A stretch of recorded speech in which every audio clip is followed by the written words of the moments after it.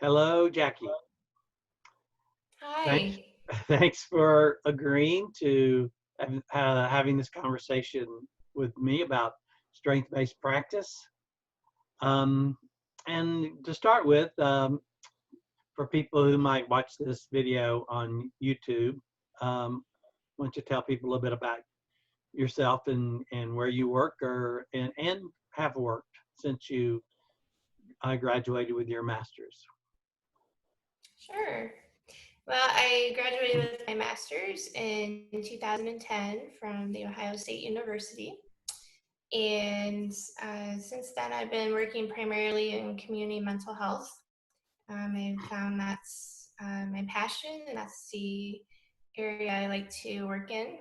Um, so I do primarily individual therapy. I have ran some groups in the past, and so that's been my focus in the community mental health. And working in community mental health, what are some typical kinds of client situations that you deal with? So there's quite a variety. There's anxiety, depression, loss, grief, things of that nature, um, and just uh, some people who have run into situations that are maybe a first time occurrence for them, and they want to learn how to deal with those kind of changes in life. Hmm. And what about clients with trauma and PTSD? Yes, definitely trauma is very common. I've also, in the past, are in a women's trauma group um, where we focused, on the healing process. And so that is definitely something that comes up in individual counseling. Hmm. Trauma is quite common. So obviously we're having this conversation, excuse me, about strength-based practice, and you operate from a strength-based perspective. I imagine you primarily use to operationalize that something like solution-focused therapy. Um, so what does strength-based practice mean to you, and kind of how do you do it? I definitely use a lot of solution focused therapy approaches. So the reason I like shrink based is so much because I can work with the client and I can um, be there with them so that they can identify their strengths and the tools that they're utilizing, and we can focus on those positives and how they can use those to help them reach their goals. And I like it because it is very client centered, very person centered. So they're defining what their goal is. I'm not defining it. And then we can work towards achieving those goals. And uh, I think it's just very beneficial to help the client identify what their strengths are and how they can use them and how they're going to be helpful for them to reach their goal. Um, Instead of focusing on, well, this is the problem, Mm-hmm. why is that a problem, what's causing the problem. We can focus on what is it that you want to change and how can we get there, and what Mm-hmm. strengths can you use there. Mm-hmm. So you mentioned goals and working on goals that they want clients want to work on. Absolutely. So I have the client define the goal in their language. Mm-hmm. And so when I utilize a treatment plan, I will use the client's language, so that they're guiding what they want to get out of therapy. And that's really helps to add to that empowerment. And that way I'm not taking the expert Mm-hmm. position. Mm-hmm. I never want to pretend that I'm the expert Mm-hmm. uh, on how they're feeling or what's going to be the best for them. So I think it's very important that they define in their words and that I use their language when we're creating goals. Mm-hmm.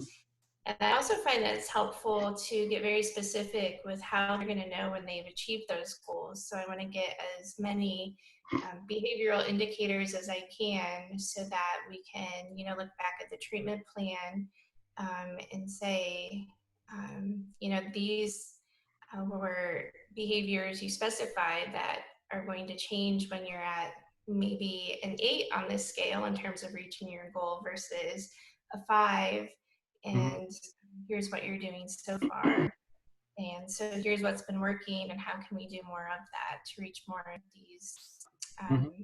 behaviors and goals. So rather than focusing primarily on their problems, and when the problem's worse, you're looking at their goals, you're future oriented, looking for behavioral Mm-hmm. indicators of movement towards the goal that you get Right. from clients. Um, and so I would assume that if you're um, using solution focus or being influenced by the solution focus therapy approach, something you also explore with them. So when are there times when they have moved up on the scale, and what's different at those times? So you're looking more for, Mm-hmm. rather than looking at when the problem occurs, you're looking more for when the desired changes occur or have occurred. Right, right. So, when we begin a session, I might ask, what positive changes have happened since I last saw you. And that way we can focus on, what the positives are and how did you get there and what was happening when that occurred versus, I hear you're still feeling depressed. What's happening when you feel that way? Mhm, So I feel like, if we're constantly focusing on depression and what's happening when you're depressed, even though we might find a common factor, then we're focusing on negatives that we want to avoid, which keeps us focused on the negatives. So I think it's really helpful to shift to that positive mhm, and celebrate those successes. So when that happens, that's great. What was happening during that time, and how can you do more of that, and who was there, and what were you doing, and really focusing on those type of situations. mhm. And how did you make it through that? How did you manage that? So with those kinds of questions, then you're operating on the assumption that the client has the answers, has the solutions. You just have to ask them about it and talk about it in some detail, Right. right? Right. So every time a client walks through the door, I think that first of all takes strength to come in and say, this is something that's Yes, it happening and I need to does. talk about it. Mhm, So that's strength right there. And so I invite clients in with the assumption that they have strengths inside of them. Sometimes we just need to highlight those strengths and how they've already used them before and how they can keep using them in the future. mhm. And so you also mentioned a minute ago, can't remember quite how you said it, you not taking the expert position. Um, what do you mean by that, and how do you do that? So I never want to pretend that I know a client better than they know themselves. They Mhm, know what they're experiencing. And so I like to work with them to collaborate, and even in a way, maybe think of, they're on their journey and maybe I'm beside them, or maybe I'm even a step behind them and I'm letting them guide the mhm, therapy. mhm, So I'm a big believer in I'm not going to give advice. mhm. If I have a suggestion that I think might be helpful, I will ask first. And I Okay. will say, would you like to hear a suggestion? And then they can decide and tell me yes or no. Um, and so I I don't find it's helpful to say you need to do this or you need to do that, or this is a change you need to make, because who am I to really say that? That's their call. Mhm. and we're focusing on their goal, and the session is for them, and I really want to stay with that. um, and so to even take that expert position, um, it just it doesn't fit Mhm. into that. And also allowing the client to guide the treatment contributes to that self-efficacy, that self-empowerment, Mhm. letting them know that when they leave and they graduate, um, that they can do this and that they have those tools. They don't have to depend on me. They're able to do it Uh-huh. themselves. Okay, so now been postmasters for 10 years. So Yes, during the 10 years, you have become familiar with approaches that are considered to be non-strength based. yes. So why do you choose to um, work primarily from a strength-based orientation rather than a non-strength-based or a deficit perspective? So why do I choose strength based? Well, yeah, well, why have you chosen to work the way you do compared to a, a non-strength-based deficit perspective? Right.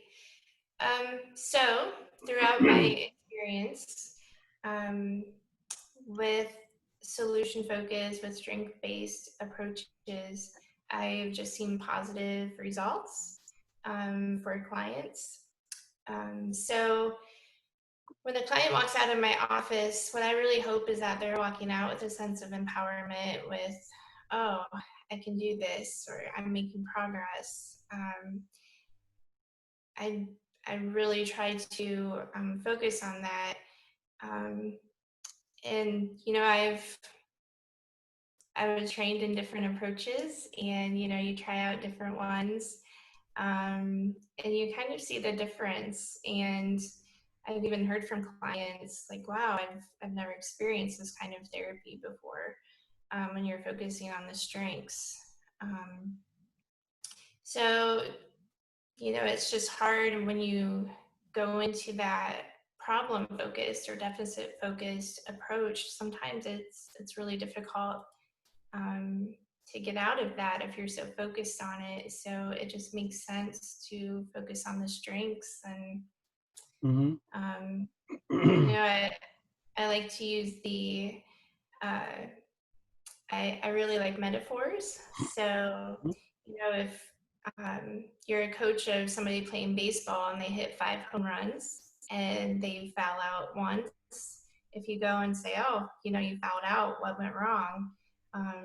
How is that helpful to just focus on that versus saying, hey, you had 5 home runs, how were you able to do that, and how can you keep doing that? Mm-hmm. It just needs to make sense. Yeah. Well, you're working in community mental health. I imagine you have productivity expectations. Of course. So, what kind of productivity expectations do you have? And what effect do you think being strength based has on your productivity?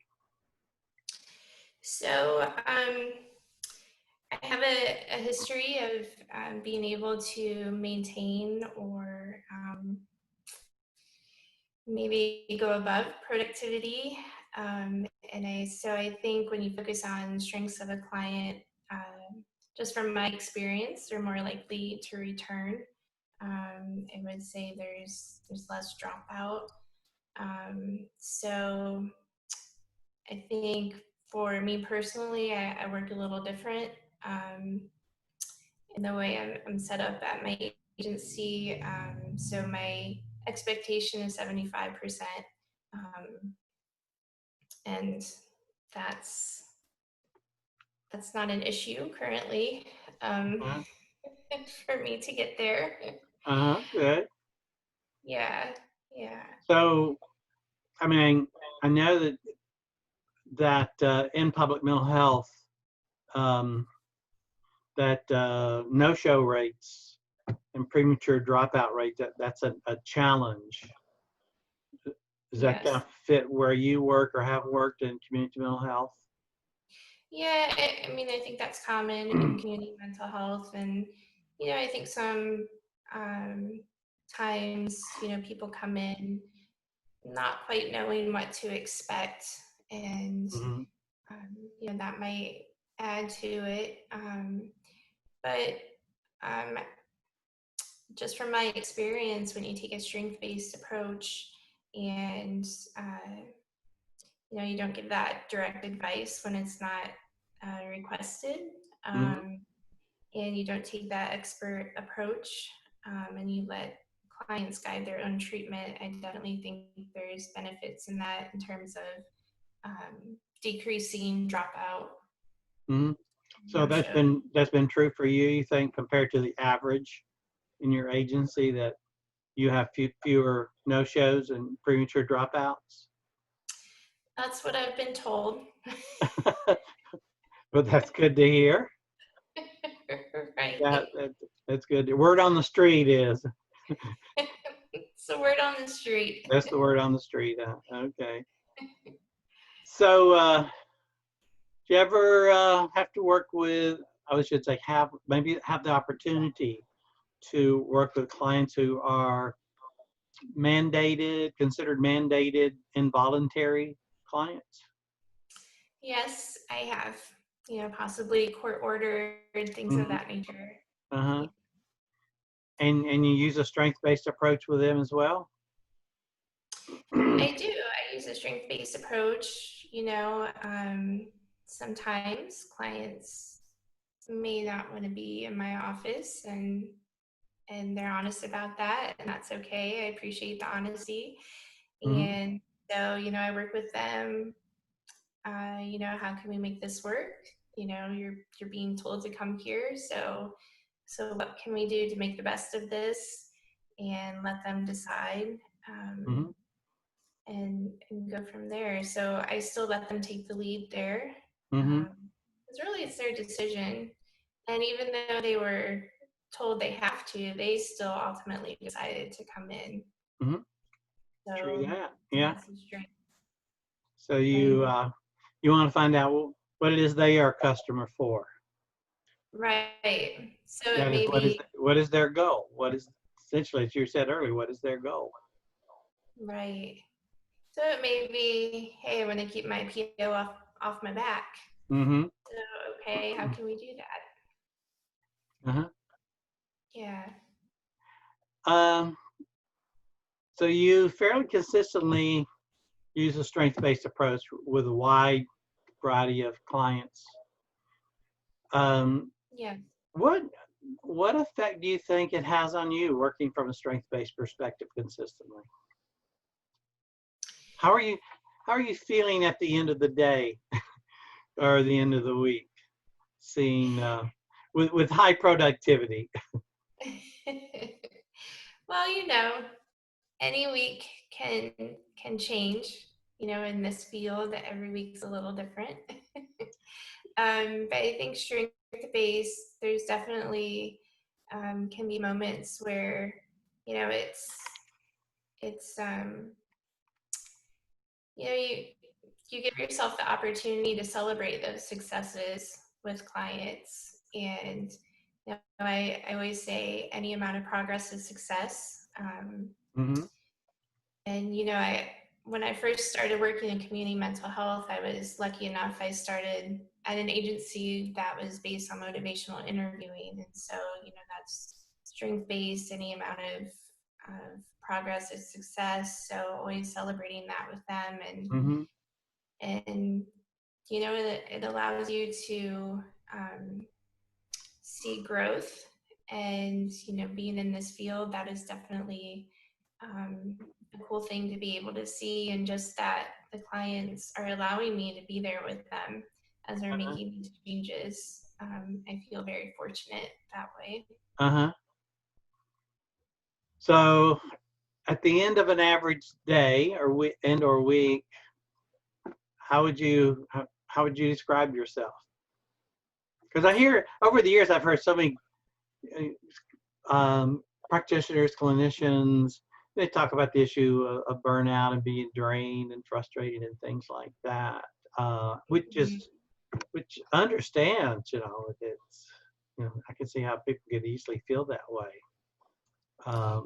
Well, how about you? So, I mean, there are times at the end of the week, depending on what happens, I'm feeling uh, pretty tired, and I think that's where it comes in. You have to keep that self care in mind and that Mm-hmm. balance. Um, and also, I think taking a strength based approach, you're not also in kind of that negative loop. You allow yourself to get out of that as Mm-hmm. well. Um, so, I try to focus and balance that self care. Mm-hmm. And it's really important to, try to avoid that burnout and just know that maybe when it's time to take a break for yourself. Mm-hmm. But also, reading strength-based books and literature that always helps inspire me to keep going and try some different strength-based techniques and Uh-huh. person-centered techniques. So, Okay. So that's good. So that's good. You're always working to get better at what you do. yeah, I think in this field there's so much to learn. I don't think I'm ever going to be to a place where I can say, "Oh, I think I've got it all. I don't Mm-hmm. need look any further." So definitely, keep reading and articles and journals and Mm-hmm. things of that nature. So then it sounds like then what you do is you're focusing on, you're talking about celebrating clients' progress. Any progress is progress, and you celebrate that, even though it may be Mm-hmm. small. So you're spending your a lot of your time with clients looking for progress rather than and what they're doing to get that progress to happen, as opposed to looking at what progress they haven't made yet and what it is they're doing to or not doing there. Right. Yeah. So, if a client comes in and we're scaling, you know, to get towards their goal, if they tell me I'm at a 5, then if that's up from a 4.5 last time we met, that's progress. And so we'll explore, how did you go up to a 5? What did you do that was different? And then we'll talk about, how can you get to a 5.5? What's that going to look like? What's going to be different when you're there? And so we keep, focusing on those behavioral indicators. Um, Mm-hmm. and also, I had a client tell me, I'm writing down every day when I'm not feeling well and what's going on during those times and what kind of thoughts I'm experiencing. Mm-hmm. Um, so I just some food for thought, right? Mm-hmm. It was a client's choice. I said, I just wonder what it would be like if you decided to focus on when you're feeling happy or when you feel like you're experiencing positive thoughts and noticing what's happening there and what's going different, and just wonder what that would be like for you. Uh-huh. um, and so the next time we met, the client reported feeling relief. So and progress, and more active in positive activities. So Uh-huh. So the client was already writing as part of her sort of self-discovery and working on herself. And mm-hmm. so you presented as food for thought that what would happen if she Right. started writing using her frame or Mm-hmm. something she was already doing, and then adding the so as sort of presenting as food for thought. I wonder what would happen if you started looking at when things are a little bit better and what you do to get that to happen. So the client Right. responded well to that, picked up on the food for thought. Mhm. Uh, And, the client made that decision.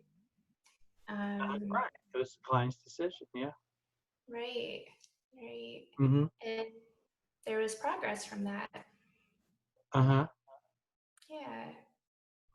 Um, so when it comes to strength-based, working from a strength-based perspective, um, I'm wondering, are there others in your agency that work from a strength-based perspective, or are you a lone ranger, strength-based lone ranger there? So I know we all have different approaches. I would not say I'm a lone ranger. Maybe I that's a do bad some good supervision. metaphor. I do some supervision, so I'm always trying to, spread the strength-based love, right? And Yeah. just how useful it can be. And so I know I'm not alone, because I'll see some evidence that they're trying out that strength-based approach, and that's pretty cool to see. Okay. Would you have any advice to a practitioner who is like the only person in their agency working from a strength-based perspective, and everybody else is working from a more problem-focused deficit perspective? Um, how how can they maintain, and sustain their strength-based solution focus in working with clients? Yeah, so sometimes there's pressure, depending on where you're at, to use a certain approach, and one that may be more of a deficit focused approach. So I Mhm. would just really, my advice, of course, if they ask for my advice, would be to just stay on the path and just notice what you're seeing with clients. And if you see that it's helpful and it works, because ultimately that's why we're there. We're there to help people make progress. And if you see that's what's happening, then keep on going and stay true to your approach. so so obviously you think working from a strength-based solution oriented perspective is more effective. You get better results that way with a larger number of clients. And Hmm. that is sort of self-reinforcing to continue using that approach. Yeah, yeah. When you uh, see clients being able to identify those strengths within themselves, I mean, um, that's pretty cool to see. And you see them um, using those strengths and that empowerment. And I mean, ultimately, that's what we want, right? We want to set this up so that eventually um, they're going to say, I don't think I need sessions anymore. I'm good to go. And, Mhm. I tried to set that up from the beginning. How are you going to know when it's time for us to no longer meet? Good. And so when you see that progression and you hear them say, I think I'm doing good. I think I can do this. Uh-huh. Um, that's pretty cool to see. So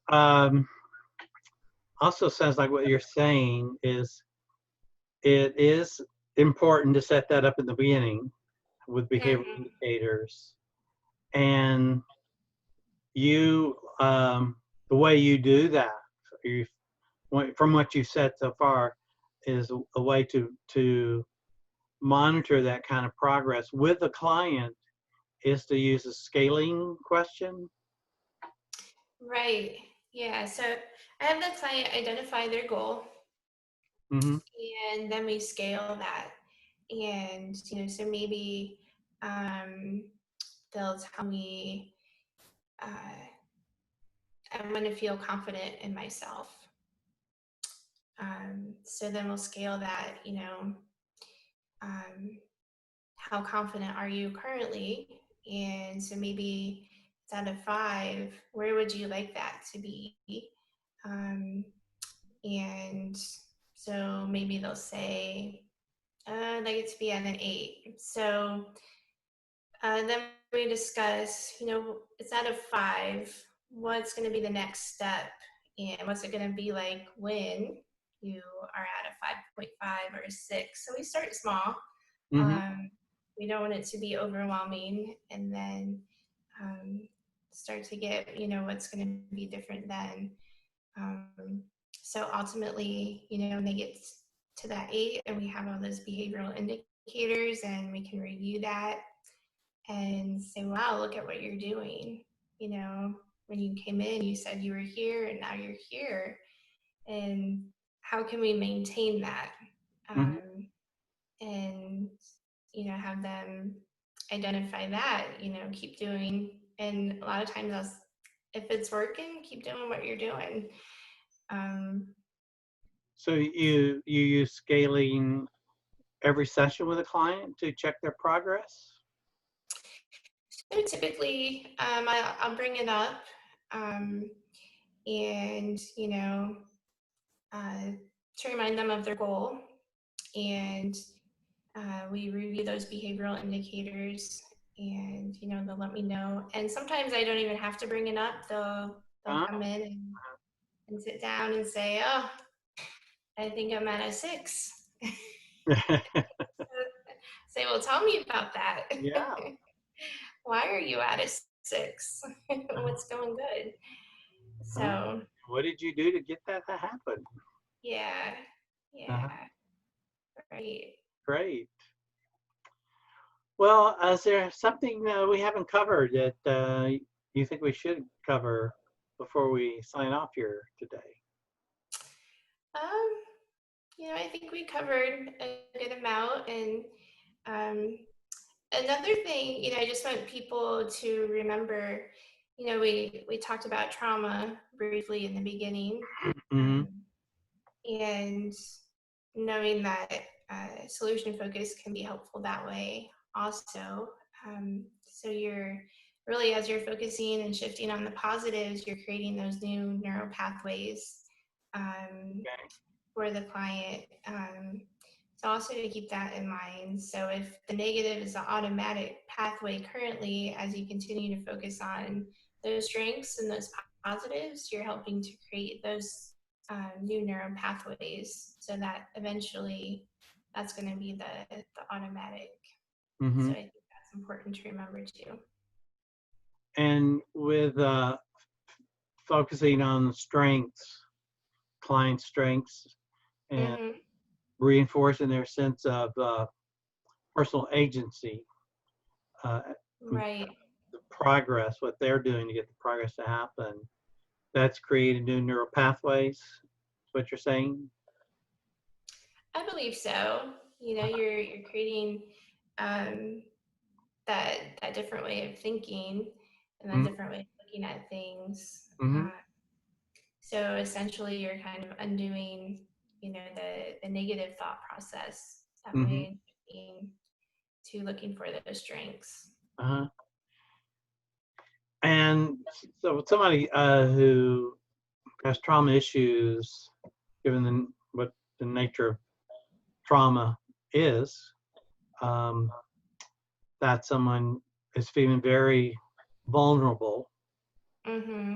and lacking a sense of personal agency or empowerment. So what you're saying is by using a strength-based, solution-oriented approach, an outcome of that is a client, one, making progress towards their goal, Mm-hmm. resolving their presenting problems, but feeling a greater sense of empowerment, less vulnerable, and more competent and empowered. Right. Right. Does, a client, um, it's pretty common somebody comes in feeling vulnerable and especially having gone through a traumatic experience. So allowing them to set the goal, Mm-hmm. uh, let the client set the goal and monitor that progress. And, then they can see that, hey, I can do this. Mm-hmm. I am doing it and I do have strengths. Mm-hmm. And it's not always, you know, maybe it doesn't come automatically. You have to work to get there, and they can do it. Mm-hmm. And they can see, oh, I can do it, and I'm not gonna have to see Jackie in therapy forever. Right. Uh-huh. Right. Yeah. Really, um, fostering that independence Uh-huh. and the empowerment, and knowing that they have the tools and the skills and the strengths to go outside of the office Uh-huh.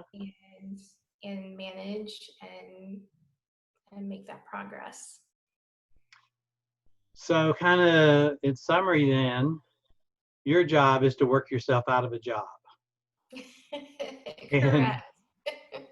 and then from your perspective and your experience, uh, consistently using primarily a strength-based, solution-oriented approach is the way to do that. Yes. Yeah. Yeah. I think it just makes a lot of sense that, you know, we want clients to tap into those strengths and use them and go out into the world and maintain that progress. Mm-hmm. Okay. Anything else? Not that I can think of. Okay. Well, if you do, we could do this again another time. Sounds good. Okay, Jackie. Thanks so much for agreeing Thank to do this. Some great stuff you're doing, and thanks for sharing some of your knowledge and wisdom and experience. And Yeah, I'm sure we'll stay in touch, and we'll maybe do this again sometime in the future. for sure. Sounds good. All Thank right. you. All right. Thank you. Bye. Bye.